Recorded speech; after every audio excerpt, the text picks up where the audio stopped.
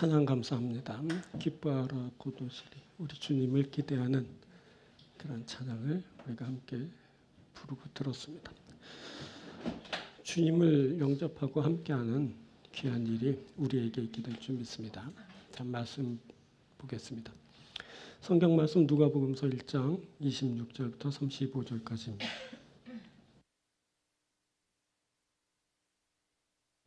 누가복음서 1장 26절부터 35절 말씀. 여섯째 달에 천사 가브리엘이 하나님의 보내심을 받아 갈릴리 나사렛이란 동네에 가서 다윗의 자손 요셉이라 하는 사람과 약혼한 처녀에게 이르니 그 처녀의 이름은 마리아라. 그에게 들어가 이르되 은혜를 받은 자여 평안할지어다. 주께서 너와 함께 하시도다 하니 처녀가 그 말을 듣고 놀라 이런 인사가 어찌함인가 생각하며 천사가 이르되 마리아여 무서워하지 말라. 내가 하나님의 은혜를 입었느니라. 보라 내가 잉태하여 아들을 낳으리니 그 이름을 예수라 하라. 그가 큰 자가 되고 지극히 높으신 이의 아들이라 일컬어질 것이요 주 하나님께서 그 조상 다윗의 왕위를 그에게 주시리니 영원히 야곱의 집을 왕으로 다스리실 것이며 그 나라가 무궁하리라.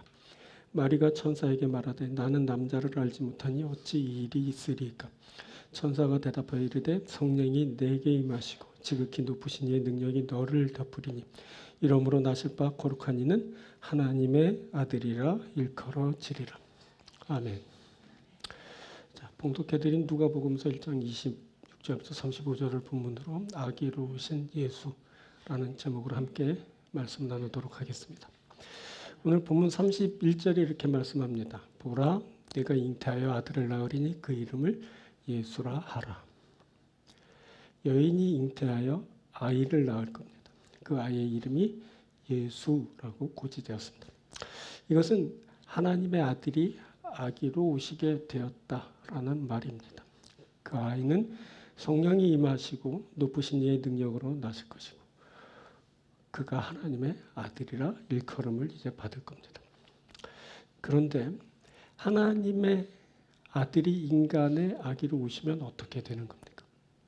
하나님의 아들이 인간의 아기로 오신다는 것은 어떤 의미인 겁니까? 오늘은 이것을 함께 살펴보려고 합니다. 아기로 오신 하나님의 아들은 어떤 의미일까요?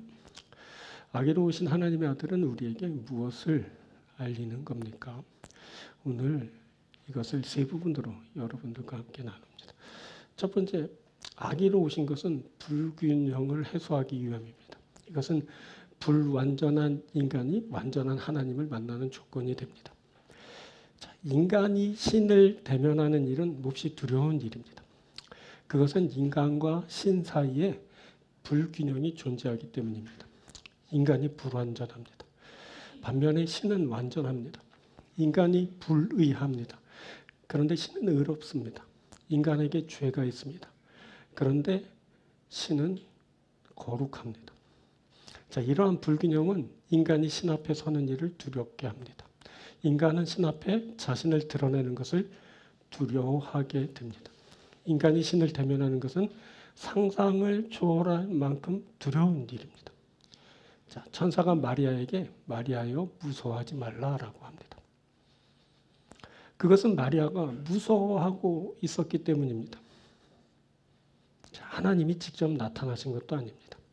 천사의 등장만으로도 인간은 두려움에 사로잡히게 됩니다. 이렇게 인간은 신적 존재 앞에서 두려워합니다. 그때 하나님이 고르고 고른 이 세상의 가장 순결한 처녀 마리아마저 신적 존재 앞에서 두려워 떨 수밖에 없었습니다.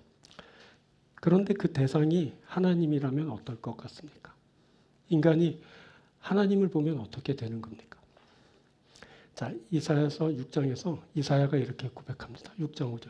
그때 내가 말하되 화로다 나여 망하게 되었도다. 나는 입술이 부정한 사람이요 나는 입술이 부정한 백성 중에 거주하면서 만군의 여호와이신 왕을 배웠음이로다 하였더라. 자, 이사야가 귀족 출신의 선지자였습니다. 세상과 사람 앞에서 거칠 것이 없는 사람입니다. 그런데 그가 화를 당하고 망하게 되었다고 두려움에 한껏 사로잡혀 있습니다. 그것은 그가 하나님 야훼를 만났다고 생각했기 때문입니다. 만군의 여호와이신 왕을 베었음이로다. 그는 부정한 입술을 가진 자신이 부정한 백성 중에서 거하면서 만군의 여이신 왕을 베었다고 하면서 화로다 나여 망하게 되었도다 라고 탄식하였습니다. 자, 그때 어떤 일이 있었던 겁니까?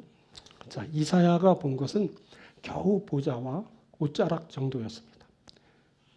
그가 야훼를 모시는 스랍, 청사 정도 보았습니다. 그런데 그는 자신에게 화가 임했다고 말하면서 망했다고 좌절하고 있습니다. 그가 아무리 거룩한 선지자여도 하나님의 현존 앞에선 그저 죄인일 뿐입니다. 세상 앞에 아무리 존귀하고 당당하고 사람 앞에 아무리 인정을 받고 높임을 받아도 거룩하신 하나님 앞에선 아무것도 아닙니다. 모두 하나님의 현존 앞에선 죽음입니다. 모두가 죽을 죄인이기 때문입니다. 인간 중 예외가 없습니다. 아무리 거룩하고 순결해도 하나님 앞에선 모두 죄인일 뿐입니다. 자, 구약의 제사장들은 거룩함의 상징이었습니다. 그런데 이들이 제사하러 성소에 들어갈 때는 방울이 달린 제사장 의복인 에봇을 입고 몸에 줄을 감고 들어갔습니다. 그때 제사 의식이 진행될 때 방울이 끊임없이 울려야 합니다. 만일 소리가 들리지 않으면 밖에 있던 사람들이 줄을 당겨 그의 생사를 확인해야 했습니다. 이렇게 하나님을 대면하는 일은 몹시 두려운 일입니다. 자, 사람들은 두려우면 그 두려움을 잊기 위해 무언가에 집착하게 됩니다. 자, 두려울 때 좋아하는 사람을 만나 위로를 받기도 하죠. 자신의 의미를 드러내는, 가치를 드러내는 일에 몰두하기도 합니다. 때론 자신의 본능적인 감성이나 욕구를 충족시키는데 집착하기도 합니다. 그것이 사물이 될 수 있고 동물이 될 수 있고 어떨 때는 자신의 그 어떤 것이 될 수 있는 그것에 집중하는 겁니다. 그런데 사람 중에는 하나님을 찾는 사람도 있습니다. 혹시 여러분 두려울 때 하나님을 찾으십니까? 어떤 사람은 두려울 때 하나님을 찾습니다. 두려울 때 많은 사람들이 하나님의 도우심을 받습니다. 하나님의 역사는 두려움을 해소시켜주고 평안을 가져옵니다. 그런데 정작 하나님의 실존과 맞닥뜨리게 된다면 어떨 것 같습니까? 자, 영적으로 아주 민감한 사람이 하나님의 실존을 느끼게 된다면 그건 기절초풍할 노릇입니다. 많은 사람들이 제발 한 번만이라도 응답해 주세요 하면서 기도합니다. 그런데 만일 그때 그래 나다 하는 소리를 듣게 된다면 어떨 것 같습니까? 여러분 하나님께 응답을 받았을 때 어땠습니까? 하나님의 실존을 체험했을 때 여러분 어땠습니까? 응답하시는 이가 하나님이십니다. 하나님이 나에게 말씀하시고 나타나는 것은 몹시 두려운 일인 겁니다. 이렇게 모든 인간은 신의 현현 앞에서 공포감을 가질 수밖에 없습니다. 죄인이 하나님을 당당하게 대면할 수 없기 때문입니다. 많은 사람들이 착각합니다. 하나님을 만나지 못한 사람들이 막 하나님을 만나라고 그래야 산다고. 물론 그건 맞는 얘기입니다. 그러나 두려움 없이 공포감 없이 하나님을 만날 수는 없습니다. 하나님을 체험해 본 사람은 알죠. 그게 얼마나 두려운 일인지.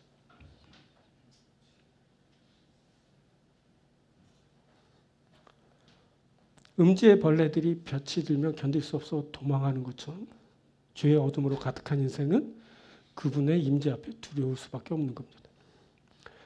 자, 그것은 앞서 살핀 대로 존재 자체의 차이 때문입니다. 신과 인간, 그 존재의 불균형이 있습니다. 완전과 불완전, 의와 불의, 거룩함과 죄, 이 모든 차이, 이 모든 불균형은 대면 자체를 허용치 않습니다. 그래서 이 두 존재가 대면하려면 한쪽이 다른 한쪽처럼 되어야 합니다. 인간이 하나님처럼 되든지 하나님이 인간처럼 되면서 만남이 이루어지게 되는 겁니다. 자, 인간이 하나님처럼 되는 것은 불가능합니다. 방법은 오직 하나, 하나님이 인간처럼 되는 것입니다. 그런데 하나님이 인간이 되셨습니다. 그렇게 인간과 하나님과의 불균형이 해소되게 되었습니다. 그래서 만남이 성사되었습니다. 하나님이 인간이 되시면서 두려움이 없는 만남이 있게 된 것입니다. 이것이 바로 아기로 오신 예수님이고 이것이 바로 성탄의 의미고 메시지인 것입니다. 자, 다시 35절을 봅니다. 천사가 대답하여 이르되 성령이 내게 임하시고 지극히 높으신 이의 능력이 너를 덮으리니 이름으로 나실 바 거룩한 이는 하나님의 아들이라 일컬어지리라. 성령이 임하시고 지극히 높으신 이의 능력이 덮을 때 거룩한 하나님의 아들이 나시게 되었습니다. 자, 이것은 성육신, 하나님이 인간의 몸을 입고 이 세상에 오신 것을 말합니다. 하나님이 인간이 되셔서 이 세상에 오셨습니다. 이제 그래서 인격적인 만남이 가능해진 겁니다. 서로 가까운 교제를 나눌 수 있게 되었습니다. 그때 그 누구나 찾아 만날 수 있는 그 마국간에 태어나셨습니다. 그것도 누구나 눈을 마주치면서 대면할 수 있도록 짐승의 밥통에 누이셨습니다. 실제로 그때 미천한 신분의 목자들이 그 위에 누인 아기 예수님을 찾아가 배웠습니다. 자, 바로 이것이 불균형의 해소입니다. 그때 하나님이 인간이 되셔서 이 세상에 오셔서 인간과 하나님 사이에 있었던 불균형을 다 해소시켜 주셨습니다. 이로 인해 인간이 하나님을 가까이 뵐 수 있게 되었습니다. 불완전하고 불의하며 죄인이지만 주님을 볼 수 있게 된 것입니다. 하나님이 인간이 되어 오시면서 모든 불균형이 그렇게 해소되었습니다. 하나님을 가깝게 만나고 교제할 수 있는 장이 열리게 된 것입니다. 이제 인간들이 이제 하나님을 만날 수 있게 됐습니다. 그것도 그 누구나 얼굴을 맞대고 눈을 마주치면서 보게 되었습니다. 이것이 바로 아기로 오신 예수님의 의미입니다. 아기로 오신 예수님이 신과 인간 사이의 모든 불균형을 해소시켜 주신 것입니다. 그래서 누구나 주님을 대면할 수 있게 되었습니다. 이것이 바로 성탄의 의미인 것입니다.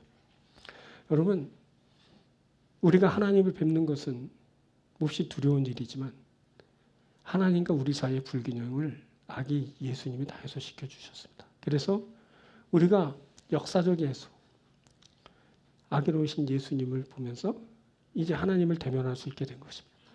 이제 모든 불균형이 그렇게 해소되게 되었습니다. 주님을 배울 수 있게 되었고 주의 얼굴을 뵙게 된 것입니다. 그렇게 하나님과 인간 사이의 만남이 이루어지게 되었습니다. 이게 바로 아기로 오신 예수님의 의미입니다. 이 성탄의 계절을 보내면서 더욱더 친밀하게 우리 주님을 만나고 주님과 함께하며 주님의 은혜로운 세계 속에서 살아가는 여러분들이 되길 주님으로 축원드립니다. 두 번째는 심판이 아닌 구원. 아기로 오신 것은 심판이 아니라 구원을 베풀어 주시기 위함입니다. 자, 인간이 신을 대면하는 것은 몹시 두려운 일이지만 신이 인간의 모습으로 이 세상에 오심으로 그 두려움이 완전 해소되었습니다. 이제 인간이 두려움이 완전 해소된 상태로 주님을 이제 보게 되었습니다. 그리고 또 하나, 아기로 오셨다는 것을 보면서 알게 되는 것은 하나님이 이 세상을 심판하러 오시지 않으셨다는 겁니다. 이것은 하나님이 이 세상을 구원하러 오셨다는 것을 뜻합니다. 하나님이 이 세상을 구원하러 오셨습니다. 이것이 하나님의 아들이 아기로 오신 그 의미이고 목적인 것입니다. 자, 31절도 봅니다. 보라, 내가 잉태하여 아들을 낳으리니 그 이름을 예수라 하라. 자, 35절 봅니다. 천사가 대답하여 이르되 성령이 내게 임하시고 지극히 높으신 이의 능력이 너를 덮으리니 이러므로 나실 바 거룩한 이는 하나님의 아들이라 일컬어지리라. 보면 아들을 낳을 거라고, 아이가 나실 것이라고 합니다. 그래서 사람들이 두려움이 제거된 상태로 하나님의 아들을 보게 되었습니다. 자, 하나님이 사람의 모습으로 이 세상에 오신 겁니다. 그것도 어린 나이가 되셔서 이 세상에 오셨습니다. 그것은 하나님이 완전 무장 해제를 하고 이 세상에 오셨다는 것을 뜻합니다.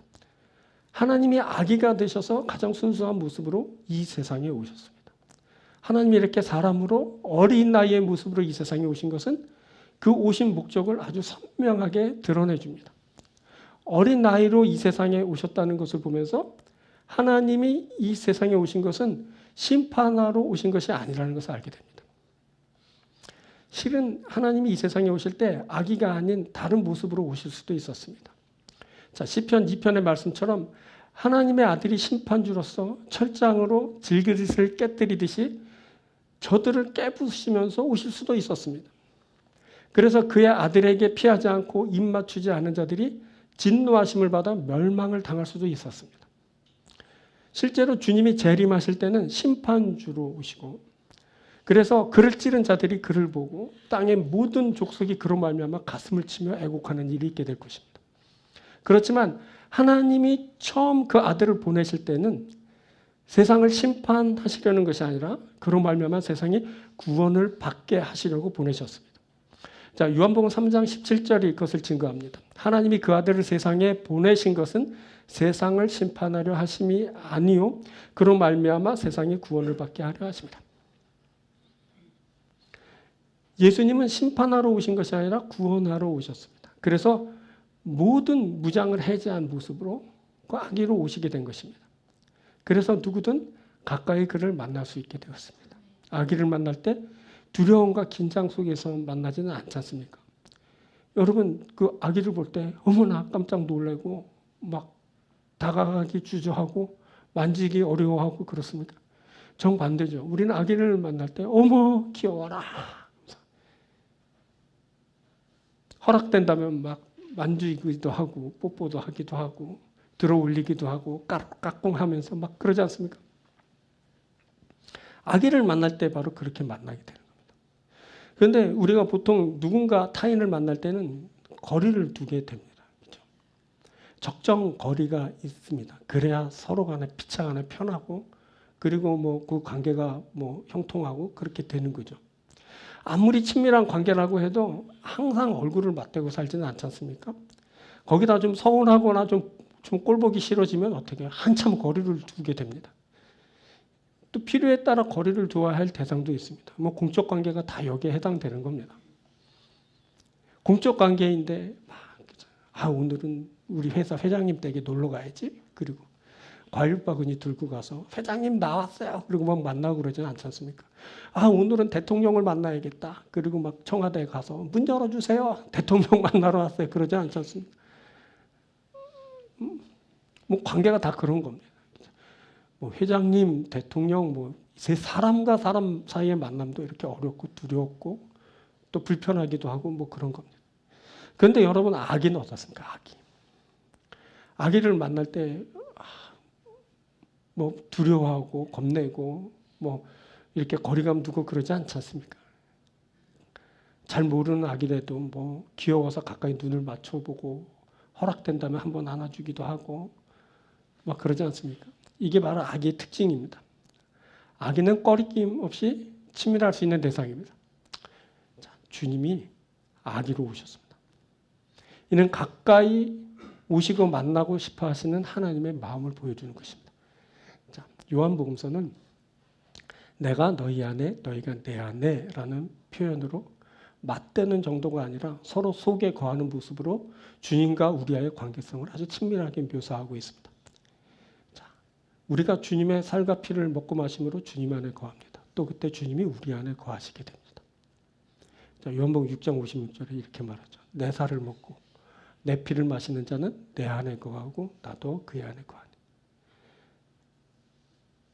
그가 내 안에 내가 그의 안에 그렇게 된다는 겁니다. 우리가 주님의 날에는 주님이 아버지 안에 우리가 주님 안에 주님이 우리 안에 계신 것을 알게 됩니다. 자, 요한복음 14장 20절에 그날에는 내가 아버지 안에 너희가 내 안에 내가 너희 안에 있는 것을 너희가 알리라. 예수님의 말씀인데 그날에는 내가 주님께서 아버지 안에 있고 너희가 내 안에 우리가 주님 안에 내가 너희 안에 주님이 우리 안에 있는 것을 알게 된다는 말씀입니다.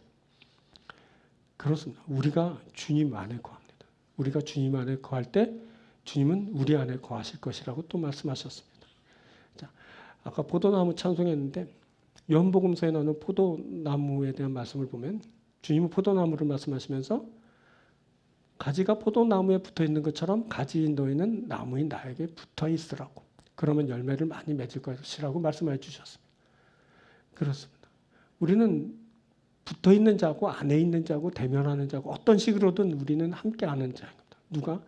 나와 주님과 우리와 주님과 함께 그런 관계라는 겁니다. 자, 바울은 주님을 가까이 체험하고선 이렇게 말했습니다. 고린도전서 1장 9절에 너희를 불러 그의 아들 예수 그리스도 우리 주와 더불어 교제하게 하신 하나님은 미쁘시도다. 바로 이것이 온전한 교제 속에 들어선 바울의 고백입니다. 미쁘신 하나님이 우리를 아들 예수 그리스도와 더불어 교제하게 하셨습니다. 우리가 주 예수 그리스도와 교제하면서 이렇게 고백하게 됩니다. 미쁘신 하나님이 우리를 그의 아들 주 예수 그리스도와 교제하게 하셨습니다. 자, 바울은 너희는 같은 마음과 같은 뜻으로 온전히 합하라 라고 권면합니다. 자, 1장 10절 고린도서 형제들아 내가 우리 주 예수 그리스도의 이름으로 너희를 권하노니 모두가 같은 말을 하고 너희 가운데 분쟁이 없이 같은 마음과 같은 뜻으로 온전히 합하라. 같은 마음과 같은 뜻으로 온전히 합하라 라고 말합니다. 이제 주님과 그리고 성도 간의 온전한 교제가 이루어지게 됩니다. 성도와 성도 사이에도 이런 교제가 이제 일어나게 됩니다. 자, 이것은 아기로 오신 예수를 만난 사람에게서 이루어지는 일입니다. 아기 예수를 만난 사람은 허물 없이 그와 온전한 사귐을 가지게 됩니다. 자, 많은 사람들이 구원을 얻기를 원합니다. 구원 얻기 위해서 많은 사람들이 선행을 하죠. 막 공적을 쌓기도 합니다. 어떤 막 종교를 보면 막 고행을 서슴지 않습니다. 사람들은 그렇게 이해하는 겁니다. 내가 무언가 해야 구원을 얻는다. 무언가 이루고 뭔가 행하여서 내가 구원에 이르게 되는 거야. 이렇게 이해하는 겁니다. 그래서 보통 사람들이 이루지 못할 어떤 지경에 이르기도 합니다. 막 돌을 닦고 도인처럼 되는 거죠. 그런데 도인이 됐다고 하나님을 만나게 되는 것은 아닙니다. 우리 주님은 극도의 지경에 이르러서야 만날 수 있는 분이 아닙니다. 주님은 낮은 곳에 임하시는 분입니다. 자, 우리가 열왕기상 성전 말씀하면서 주님은 어떤 분이라고 했어요? 임하시는 분, 찾아 임하시는 분이라고 했죠. 화려한 성전이 아니라 허름한 천막 성막에 임하셨다 말씀했습니다. 광야에 임하셨고 그것에 거짓대 같은 이스라엘 백성들과 함께 하셨습니다. 그런 겁니다. 주님은 찾아 임하시는 분이고 그 어떤 곳이든 임하실 수 있는 분입니다. 특별히 주님은 낮은 곳에 임하시는 분입니다. 우리의 삶의 자리에 임하십니다. 사람의 모습으로 사람의 자리에 사람과 함께 하시는 분 바로 우리 주 예수 그리스도이십니다. 주님은 우리의 삶의 자리 그 어디에서도 만날 수 있는 분입니다. 자, 주님이 임하시는 곳 그 어디나 하늘나라 우리가 맨날 찬양하지 않습니까? 그래서 우리 자리마다 임하셔서 우리와 함께 하시고 우리와 교제하시고 우리와 호흡하시고 우리 가운데 역사하신 그게 바로 우리 주님이십니다. 이것이 바로 구원하시고자 하는 하나님의 마음이고 하나님이 그렇게 구원을 실행하셨습니다. 아기로 오신 겁니다. 가장 낮은 모습으로 오셨죠. 연약한 모습으로 오셨습니다. 그것은 바로 심판이 아니라 우리에게 구원을 베풀어 주시겠다는 뜻으로 그렇게 오신 겁니다. 주님이 우리를 구원하십니다. 이것이 바로 우리 주님이십니다. 아기로 오신 우리 주님. 그래서 우리가 친밀하게 가까이 할 수 있습니다. 성탄절은 우리에게 기회입니다. 주님을 가장 가까이 할 수 있는 기회입니다. 자, 주님을 찾고 만나는 일이 이 성탄 시즌에 우리에게 필요한 겁니다. 그것이 바로 우리에게 구원을 이루기 때문입니다. 자, 이사야에 너희는 여호와를 만날 만한 때 찾으라 가까이 계실 때 그를 부르라 라는 외침처럼 우리가 하나님을 찾고 부를 수 있습니다. 만날 만한 때 언제인지 아십니까? 성탄 시즌 바로 지금입니다. 아기로 오셨다고 하지 않습니까? 그러니까 막말로 얘기하면 만만합니다. 하나님이 제일 만만한 때는 성탄절, 성탄 계절입니다. 말이 이렇게 돼서 좀 죄송하지만 제일 쉽게 가까이 만날 수 있는 계절이라는 겁니다. 언제? 지금이라는 겁니다.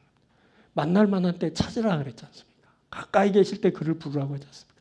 아기로 오신 예수님 이 말씀이 선포될 때가 만날 만한 때 아니고 만날 만한 때가 아니고 또 가까이 또 계실 때가 아니면 또 언제 또 그렇겠습니까? 지금 우리가 하나님을 찾고 부를 수 있습니다. 아기로 가까이 할 수 있는 지금 찾고 만나는 겁니다. 지금 그래서 열심히 부르짖어야 됩니다. 아니, 주님이 함께 하십니다. 오늘 말씀 듣고 가서 주님을 찾으십시오. 부르십시오. 아니 뭐 이 시간부터 부르십시오. 그래서 가까이 하십시오. 모든 격식을 다 덜어내는 겁니다.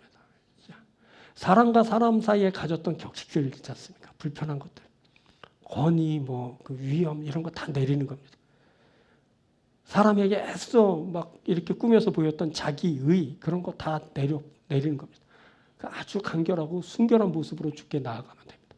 상대가 누구라고요? 아기입니다. 내가 아기가 될 수 있다면 더 좋겠죠. 근데 아기가 못 되니까 아기처럼 되면 되는 겁니다. 그렇게 가까이 가십시오. 단순하고 순수하게. 그래서 아기로 오신 예수님을 만나는 겁니다. 그럼 우리가 심판을 면하고 구원을 받게 될 것입니다. 자, 다시 말씀드립니다. 우리 주님은 심판자가 아닌 구원의 주로 오셨습니다. 우리가 이것을 아기로 오신 예수님을 통해 알게 됩니다. 이제 우리가 친밀하게 그분을 만나고 구원을 온전히 이루게 됩니다. 우리가 이제 아기로 오신 주님을 찾고 부릅니다. 우리가 아기로 오신 주님 만납니다. 우리가 심판이 아니라 구원을 받게 됩니다. 우리에게서 구원하시고자 하시는 하나님의 뜻이 이루어집니다. 할렐루야. 이 모든 은혜를 받고 구원을 받는 여러분들이 되길 주님으로 축원드립니다. 세 번째는 운명을 건 사랑. 아기로 오신 것은 하나님의 사랑을 우리에게 주시기 위함입니다. 이것은 사랑받은 자로서 사랑할 수 있는 기회를 얻었다라는 것을 의미합니다. 자, 연약한 인간으로 그것도 아기로 이 세상에 오신 것은 하나님의 입장에선 상당한 위험 부담을 안는 일이었습니다. 그럼에도 하나님께서 아기로 오신 것은 사랑하시기 때문입니다. 사랑하셔서 그렇게 아기로 오셨습니다. 그때 하나님은 운명을 건 사랑을 하셨습니다. 운명을 거시고 그렇게 연약한 아기로 이 세상에 오신 것입니다. 자, 천사가 마리아에게 하나님의 말씀 전합니다. 보라, 내가 잉태하여 아들을 낳으리니 그 이름을 예수라 하라. 마리아가 아이를 잉태하여 아들을 낳을 거라는 겁니다. 그러면 그 아이 이름을 예수라 하라고 이렇게 말하였습니다. 그런데 이 일은 너무나도 큰 위험을 무릅쓴 일이었습니다. 사단은 호시탐탐 하나님의 아들의 출현을 막는데 온 힘을 기울였습니다. 사단은 하나님의 아들이 아기로 오셨다는 것을 알고서 그 아이를 없애는데 온갖 노력을 다하게 됩니다. 그야말로 여자의 후손의 출현은 사단의 멸망을 뜻하는 일이기 때문입니다. 하나님은 여자의 후손과 사단이 원수가 될 것이라고 하셨습니다. 사단은 여자의 후손의 발꿈치를 상하게 할 것이나 여자의 후손은 사단의 머리를 상하게 할 것입니다. 그래서 여자의 후손의 출현은 그 사단의 종말을 알리는 일이 된 것입니다. 사단은 자신의 생존을 위해서라도 여자의 후손을 제거해야 했습니다. 그래서 사탄은 적정기를 살피면서 끊임없이 여자의 후손의 출현을 막는데 온갖 노력을 다 기울였습니다. 그리고 그 모든 시도가 실패하자 가장 약한 아기 때 여자의 후손을 제거하려 했습니다. 자, 히브리 민족이 애굽의 노예를 살 때 파라오는 히브리 산의 아기를 다 잡아 죽였습니다. 자, 표면적으로는 히브리 백성들이 많아 번성하는 것을 견제하기 위함이라지만 이는 하나님의 아들의 출현을 방해하는 사탄의 공작이었습니다. 그때 사탄은 하나님의 아들이 나기 전에 뿌리를 제거하는 작업을 그렇게 한 것입니다. 또 페르시아가 세상에 패권을 쥐고 있을 때는 당시 총리격이었던 하만이 행차할 때 모르드게라는 사람이 절을 하지 않았다는 이유로 유다 민족을 몰살하려는 명령서를 이제 받아냅니다. 이것은 권력자 하만을 이용한 오실 메시아가 속한 민족을 진멸하는 사탄의 사악한 전략이었습니다. 자, 헤롯은 유다의 왕이 났다는 이야기를 듣고 근동 2살 아래 산의 아이들을 다 잡아 죽였습니다. 이 역시 메시아의 출현을 막으려는 사탄의 잔혹한 계략이었습니다.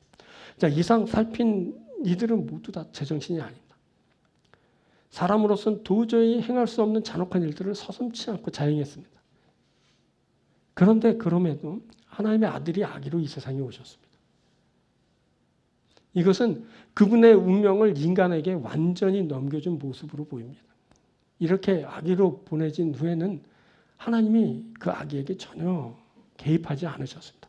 그래서 아기의 운명은 완전히 인간의 손에 넘겨지게 됩니다. 자, 아기 때에는 죽이려 달려들었죠. 그가 한참 일하실 때는 아주 충분히 이용해 먹었습니다. 그 권능으로 빚어진 모든 혜택을 인간들이 다 받아 누렸습니다.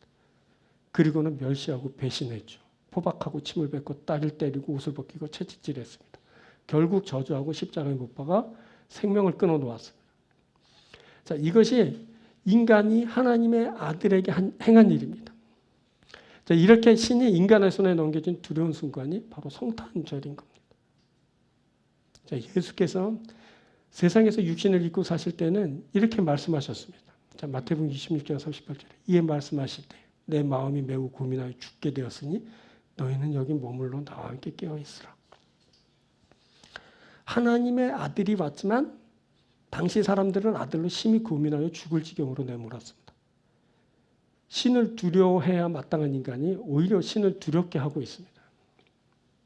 자, 그 옛날 아직 아기로 오시기 전부터 또 이후에 아기로 오셨을 때 그리고 십자가 사건을 지난 지금까지 인간은 이렇게 신의 운명을 손에 쥐고 흔들면서 죽이려 하였고 죽였고 끊임없이 저항하면서 그렇게 살아왔습니다.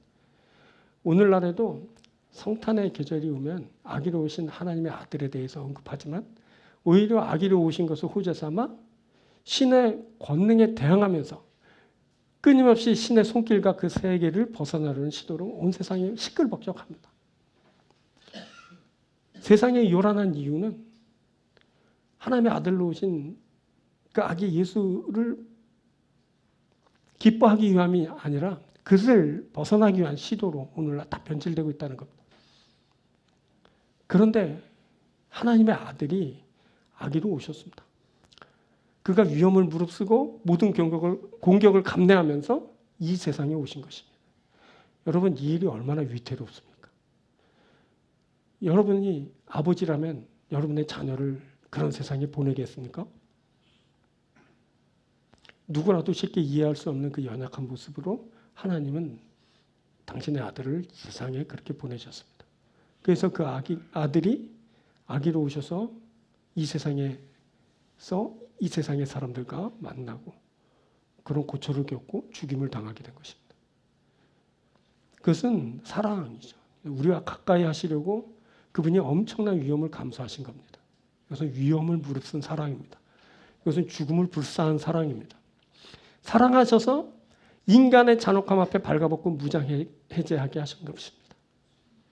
너는 나를 죽이려고 그렇게 칼을 갈지만 나는 가장 연약한 모습으로 너에게 간다. 사랑입니다. 너는 그렇게 잔혹한 모습이지만 나는 나의 운명을 너에게 건다. 사랑입니다. 나는 아기로 너에게 가고 너와 함께 하려 한다. 사랑입니다. 여러분, 주님은 사랑입니다. 자, 요한복음 17장 23절에 이렇게 말합니다. 곧 내가 그들 안에 있고 아버지께서 내 안에 계시어 그들로 온전함을 이루어 하나가 되게 하려 함은 아버지께서 나를 보내신 것과 또 나를 사랑하신 같이 그들도 사랑하신 것을 세상으로 알게 하려 함이로소이다. 그래서 그렇게 아기로 오신 겁니다. 그래서 사랑하셔서 이 세상에 무장해제하고 오신 겁니다. 사랑하신 것을 알리시려고 알게 하려 함이로라. 이것이 바로 주님의 사랑입니다. 그래서 연약한 인간으로 그것도 아기로 이 세상에 오신 것입니다. 그럼에도 하나님이 인간으로 아기로 오신 것은 사랑하시기 때문입니다. 사랑하셔서 그렇게 오신 것입니다. 그때 하나님이 운명을 건 사랑을 하셨습니다. 운명을 거시고 그렇게 연약한 아기로 이 세상에 오신 것입니다. 그러면 사랑입니다. 사랑. 우리가 그 사랑을 받았습니다. 우리가 그 사랑받은 사람입니다. 이제 또 한 번 그분의 운명이 나의 손에 넘겨졌습니다. 내가 이 아기를 어떻게 대할지를 결정해야 합니다. 그 옛날 사람들이 대한 것처럼 그렇게 대할지 아니면 그분을 영접하고 사랑할지를 이제 결정해야 합니다. 우리가 아기로 오신 예수 그분을 만납니다. 우리를 찾아오신 예수 그리스도를 우리가 영접합니다. 그분이 우리를 그렇게 사랑하셨듯이 우리가 또 그를 그렇게 사랑할 겁니다. 운명을 걸고 우리를 그렇게 사랑해 주셨습니다. 우리 또한 운명을 걸고 그분을 그렇게 사랑할 겁니다. 아기로 오신 예수님. 그 사랑을 그렇게 보여주셨습니다. 그 사랑이 우리에게 가득하고 우리가 또 그 사랑으로 그분을 사랑합니다. 온전히 사랑하는 역사가 여러분에게 있게 되길 주님으로 축원드립니다. 자, 말씀 맺겠습니다. 불균형이 해소가 있다 그랬습니다.